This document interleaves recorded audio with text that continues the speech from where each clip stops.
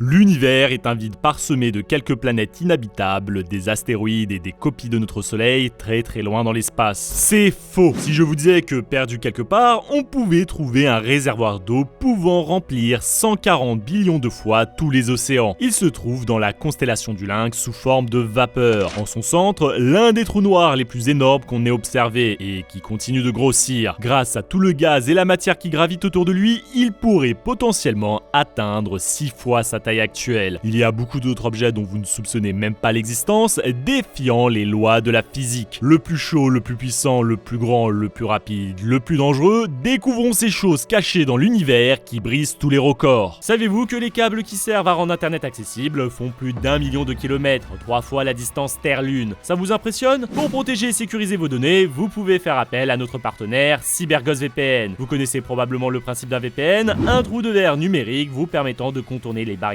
physiques et les restrictions géographiques. CyberGhost VPN est le vaisseau de choix pour naviguer dans notre univers en ligne. Imaginez pouvoir explorer les versions américaines de Netflix, Disney+, et toutes vos plateformes de streaming préférées. Vous allez pouvoir découvrir tous les joyaux cachés des séries et films en vous géolocalisant dans le pays de votre choix. Mais en plus, CyberGhost VPN va vous faire économiser de l'argent. En mettant votre IP en Argentine ou en Inde, vous paierez moins votre abonnement Spotify et Disney+ par mois. Et vous n'imaginez pas les économies que vous pouvez faire pour vos réservations de vacances comme ça. CyberGhost VPN est aussi un allié fiable. Avec 38 millions d'utilisateurs satisfaits et 5 étoiles sur Trustpilot, vous avez accès à un service client 24 heures sur 24. Grâce à notre super offre, profitez de 83% de réduction et 4 mois gratuits satisfaits ou remboursés sous 45 jours. C'est 2 € par mois et vous pouvez l'utiliser sur 7 appareils différents. PC, mobile, console, TV, ça marche partout. Le lien est en description. Quelle est la plus grande chose de l'univers? Notre soleil a la taille de 109 terres empilées. C'est drôle parce que 109, c'est exactement le nombre de soleils qu'on pourrait aligner jusqu'à la Terre. Eh bien, prenez 16 fois cette distance Terre-Soleil et vous avez une super géante rouge comme Scuti, la plus grande étoile de l'univers jusqu'ici observée, 1700 fois notre Soleil. Sa taille, elle la doit en partie à son âge. Après avoir consommé presque tout l'hydrogène qui la compose, elle produit plus assez d'énergie pour stabiliser son enveloppe,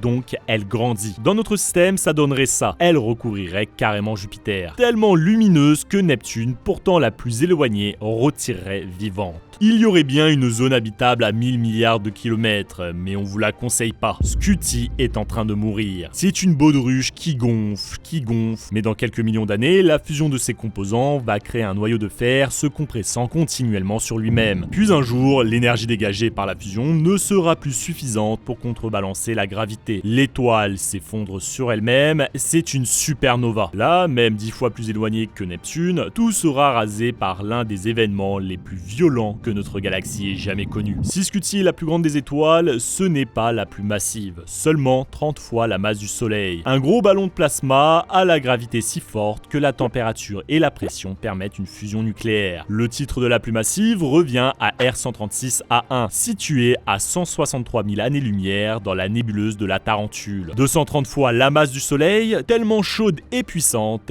qu'elle n'arrive pas à retenir sa propre masse qui déborde de partout. Ce type d'étoile, on appelle ça une Wolf-Rayet. Contrairement aux autres comme le Soleil qui sont composés d'hélium et d'hydrogène, là on y trouve beaucoup de carbone, d'azote et d'autres éléments lourds. Ce qui la rend 8 fois plus chaude mais aussi plus éphémère. À côté, les naines jaunes comme le Soleil, c'est plutôt 10 milliards. Elles naissent dans des structures gigantesques, des pouponnières stellaires, les nébuleuses. Ces immenses nuages de gaz et de poussière céleste qui se forment souvent à la suite d'une supernova. Ils sont parfaits pour créer des étoiles. Suffit d'une petite instabilité gravitationnelle pour que cette matière s'effondre sous sa propre attraction, se compresse et commence à chauffer. Si elle atteint 10 puissance 7 Kelvin, elle devient capable de fusionner son hydrogène en hélium. C'est le début de vie de l'étoile. Une nébuleuse à observer, c'est magnifique, mais c'est surtout vertigineux. Pour les mesurer, on parle en années-lumière. Une année-lumière, c'est long, 2108 systèmes solaires mis bout à bout. Avec une fusée, ça vous prendrait environ 27 000 ans, et vous arriveriez seulement à la moitié de la nébuleuse du Boomerang, et c'est pas une très grande. Le record, c'est la nébuleuse de la Tarentule, 1480 années-lumière de diamètre, 3 millions de systèmes solaires à aligner. Vous pouvez même en voir certaines à l'œil nu. Dans l'hémisphère nord, on a Orion. Repérez la constellation d'Orion en forme de sablier, elle est juste sous les 3 étoiles alignées. L'étape au-dessus, c'est les galaxies. Là, les chiffres n'ont presque plus de sens. Notre Voie lactée, par exemple, c'est 105 000 années-lumière, 71 nébuleuses de la Tarentule, 220 millions de systèmes solaires. Si ça vous vous donne le vertige, vous êtes pas prêt pour la plus grande de toutes les galaxies, Alcyone, 16 millions d'années-lumière, 152 voies lactées alignées. On l'a découvert récemment en février 2022 grâce au LOFAR, le plus grand radiotélescope du monde. Mais si je vous disais qu'il existait quelque chose d'encore plus grand, car les galaxies sont liées entre elles par des forces de gravité pour former des superamas. Nous, on est dans celui de Laniakea, 522 millions d'années-lumière de diamètre, juste ici. Les centaines de milliers de galaxies qui le composent sont liées par une mystérieuse force, le grand attracteur, une anomalie gravitationnelle qui tient tout ce beau monde ensemble. Une masse titanesque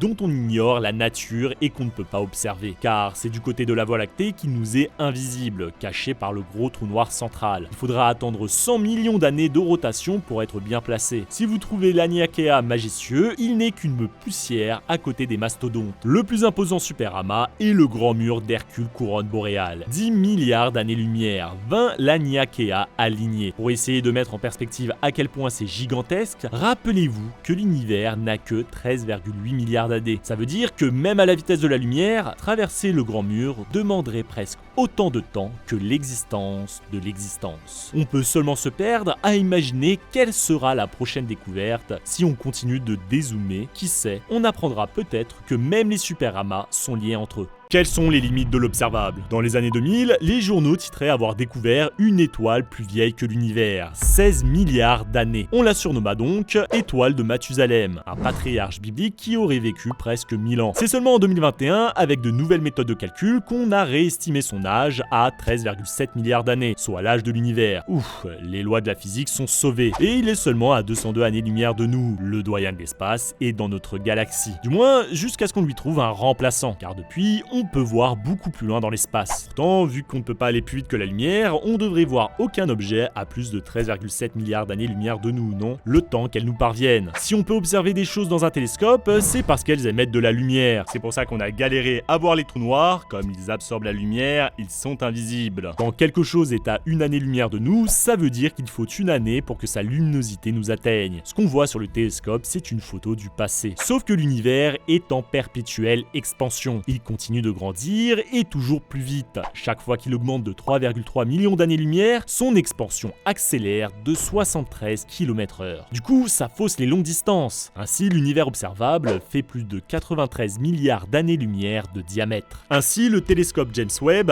pense avoir observé la galaxie la plus éloignée et la plus vieille de toutes, CEERS 93316. Trouvez-lui un nom stylé s'il vous plaît. Elle serait à 34,6 milliards d'années-lumière de nous, avec une date de naissance estimée à 235,8 millions d'années après le Big Bang. Mais peut-être qu'il y a encore plus vieux, juste sous notre nez. Par exemple, vous savez que les trous noirs n'émettent aucune lumière, mais ce ne sont pas les seuls à se cacher. Laissez-moi vous présenter Kepler 1b, officiellement connue comme la planète la plus sombre de l'univers. Située dans la constellation du Dragon, à un peu plus de 7000 années-lumière, elle ne reflète que 1% de la lumière qui la touche. On s'est rendu compte de son existence qu'en la voyant passer devant son propre soleil. On ne sait pas exactement pourquoi elle est si sombre. Ça pourrait être à cause de la présence de composés chimiques qui absorbent la lumière, ou encore l'absence de nuages réfléchissants comme on peut trouver sur Jupiter. Car on est limité non seulement à la taille de l'univers observable, mais à ce qu'on peut voir aussi. Il suffit qu'un télescope se tourne pile au bon endroit dans l'immensité du ciel et toutes nos convictions pourraient s'effondrer. Et ça serait pas la première fois que ça arrive. Ces records qui défient les lois de la physique. Saviez-vous qu'il existe une planète de glace sur laquelle vous pourriez mourir de chaud? L'IS 436b est juste à côté de son soleil. La température à la surface avoisine les 440 degrés alors que la planète est constituée d'eau. En fait, la gravité et la pression sont si fortes que malgré la chaleur, l'eau ne peut pas s'évaporer. Les molécules sont compressées à l'état solide de la glace brûlante.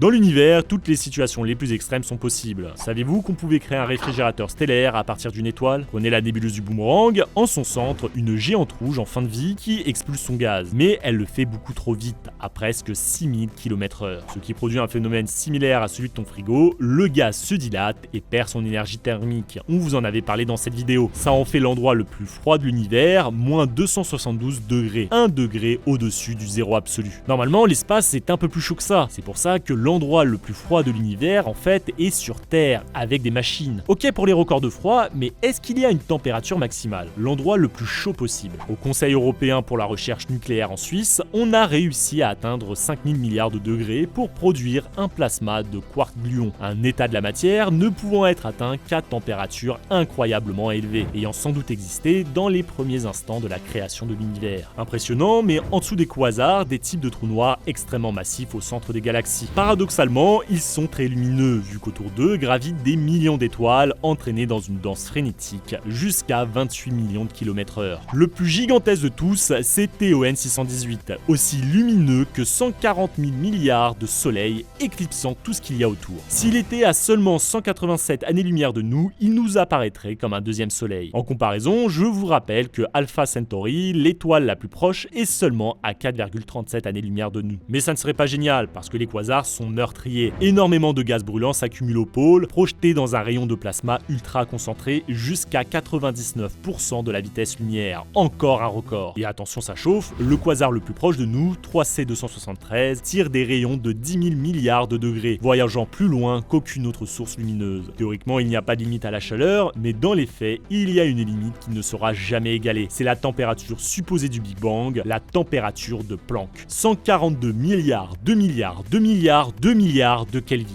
Figurez-vous qu'il reste des records à égaler. Notre Soleil est une petite étoile, avant de mourir il va gonfler puis s'effondrer sur lui-même pour former une naine blanche. Un cadavre inoffensif et peu brillant. C'est le destin de toutes les étoiles dont la masse est inférieure à 10 fois celle du Soleil. Au-dessus de 30 masses solaires, c'est beaucoup plus violent. Une implosion en supernova qui laissera en son cœur un trou noir stellaire. Pour les étoiles ni trop petites ni trop grosses, leur destin est de devenir une étoile à neutrons. Après l'explosion, la masse qui s'effondre n'est pas suffisante pour former un trou noir. Alors les particules se contractent et forment des neutrons jusqu'à atteindre un nouvel équilibre. Il reste un astre minuscule, incroyablement dense. Une cuillère à café pèserait 1 milliard de tonnes. Encore merci à CyberGhost VPN d'avoir sponsorisé cette vidéo. N'oubliez pas de profiter des 83% de réduction et 4 mois gratuits satisfaits ou remboursés sous 45 jours avec le lien en description. Tous les records dont on a parlé aujourd'hui seront peut-être obsolètes dans quelques années. C'est ça qui est frustrant avec l'astrophysique. Par exemple, qu'est-ce qu'il y a derrière notre Soleil en orbite avec nous ou derrière l'immense quasar de notre galaxie? Faute de pouvoir voir à travers, on ne peut que le déduire avec des calculs. Encore faut-il qu'il soit bon. Matière noire, énergie noire, courant noir, autant d'énigmes qui viennent changer notre façon de modéliser le monde et les phénomènes qui en résultent. Le ciel, décidément, ne cessera jamais de nous faire rêver.